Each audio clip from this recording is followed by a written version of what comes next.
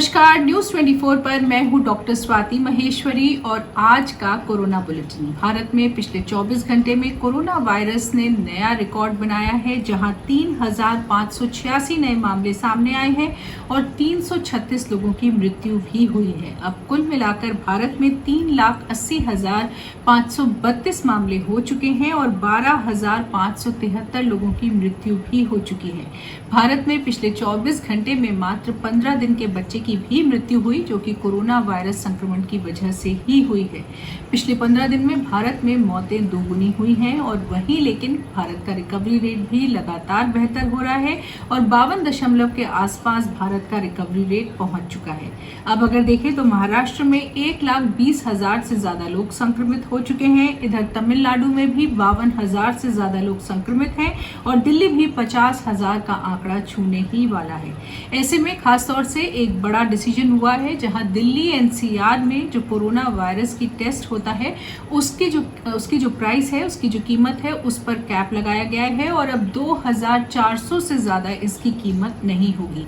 तो खास तौर से ये दिल्ली एनसीआर के लिए हुआ है कि जितनी भी प्राइवेट लैब्स हैं वो 2,400 से ज्यादा कोरोना वायरस टेस्ट की कीमत नहीं लेंगे। ऐसे में सुप्रीम कोर्ट का भी ये कहना है कि पूरे भारत में ही कोरोना वायरस टेस्ट की कीमत एक ही होनी चाहिए, यानी कि पूरे भारत में अलग अलग राज्यों में अलग अलग कीमत नहीं होनी चाहिए, बल्कि एक यूनिफॉर्म रेट होना चाहिए पूरे भारत के लिए। इधर जो केंद्र के द्वारा संगठित कमेटी थी, जिसको खास तौर से इस बात की समीक्षा करनी थी कि इस वक्त जो प्राइवेट हॉस्पिटल्स हैं वहां जो कोरोना वायरस का टेस्ट हो रहा है उस पर जो लागत आ रही है वो भी, उसके ऊपर भी समीक्षा हो रही है और ऐसे में इसकी अध्यक्षता डॉक्टर वीके पॉल कर रहे हैं और उनका कहना है कि इलाज में जो लागत आ रही है उसमें 1/3 प्राइस अभी कम होनी चाहिए। तो इस कमेटी ने होम मिनिस्ट्री को रिकमेंडेशंस दिए हैं कि फिलहाल जो प्राइवेट हॉस्पिटल्स में लागत आ रही है इलाज की, उस दर को कम करना जरूरी है। तो शायद अब इस पर भी लगाम लगाई जाएगी कि क्या खर्चा आता है कोरोना वायरस संक्रमित व्यक्ति का किसी भी अस्पताल में इलाज कराते वक्त। इसके अलावा सुप्रीम कोर्ट ने एक और बहुत बड़े धार्मिक उत्सव पर भी रोक लगा दी है। खासतौर से जगन्नाथ मंदिर की जो रथ यात्रा निकलती थी उस पर अब रोक लगा दी गई है। इस साल नहीं निकलेगी ये रथ यात्रा और ये 100 साल के बाद ऐसा हो रहा है जब जगन्नाथ रथ यात्रा नहीं निकल रही है। इधर अब दिल्ली में डिजास्टर मैनेजमेंट एक्ट के चलते दिल्ली और मुंबई दोनों में ही अस्पतालों के कॉरिडोर्स में भी अब बेड लगाए जा रहे हैं और ऑक्सीजन की सुविधा कॉरिडोर्स में भी प्रोवाइड करी जा रही है, क्योंकि जिस तरह से अभी बेड की कमी होनी शुरू हो गई है, रफ्तार बढ़ गई है। ऐसे में जिस तरह से अभी किल्लत दिखाई दे रही है तो हॉस्पिटल्स के कॉरिडोर्स को भी बेड में कन्वर्ट किया जा रहा है। इधर दिल्ली में रैपिड एंटीजन टेस्ट का पहली बार शुरुआत हो चुकी है और 169 जांच केंद्रों पर इस टेस्ट को किया जा रहा है। कल से इसकी शुरुआत हुई है और लगभग 7,000 से ज्यादा सैंपल लिए जा चुके हैं और 456 लोग पॉजिटिव भी आ चुके हैं। ये जांच चाहे किसी को लक्षण हो या नहीं हो, दोनों ही सूरतों में किया जाएगा और डोर टू डोर स्क्रीनिंग के साथ इन टेस्ट को किया जा रहा है।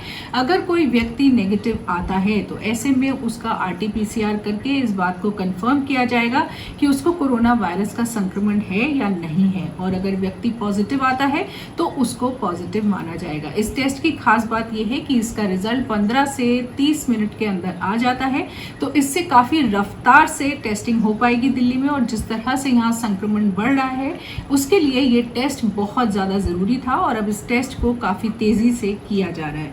इधर अब देखें तो डेक्सामेथासोन, जिसके ऊपर ब्रिटेन से एक बड़ी स्टडी आई थी जिसमें उन्होंने बोला था कि ये दवा जो है मृत्यु दर को कम कर सकती है। जो गंभीर रूप से पीड़ित लोग हैं कोरोना वायरस से, उनमें अगर इस दवा को दिया जाए तो उनमें मृत्यु दर कम हो सकता है। तो इधर भारत में भी जाइडस कैडिला और वोकार्ड फार्मा, ये ऐसी कंपनियां हैं जो डेक्सामेथासोन का उत्पादन करती हैं। इन्होंने भी दावा किया है कि वो उसके उत्पादन को और ज्यादा बढ़ाएंगी ताकि भारत में भी इस दवा का इस्तेमाल किया जा सके।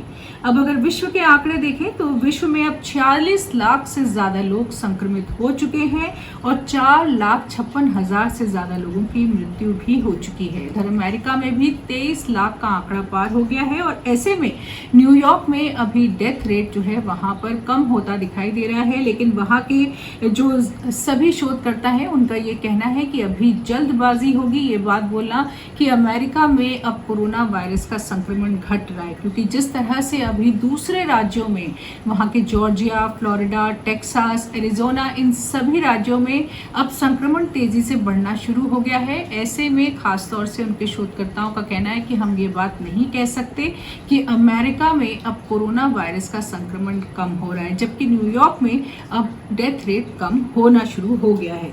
उधर WHO का भी ये कहना है कि जिस तरह से अभी वैक्सीन के ऊपर लगातार काम चल रहा है तो उन्होंने उम्मीद जताई है कि इस साल के अंत तक वैक्सीन आ जाएगी। उनका ये मानना है कि इस वक्त 10 के करीब मानव परीक्षण चल रहे हैं और उनमें से खास तौर से 3-4 उम्मीदवारों से उन्हें बहुत ज्यादा उम्मीद है और WHO का ऐसा बयान आया है कि साल के अंत तक उन्हें पूरी उम्मीद है कि इसकी एक वैक्सीन आ जाएगी। तो आज के लिए इतना ही। न्यूज़ 24 की तरफ से नमस्कार।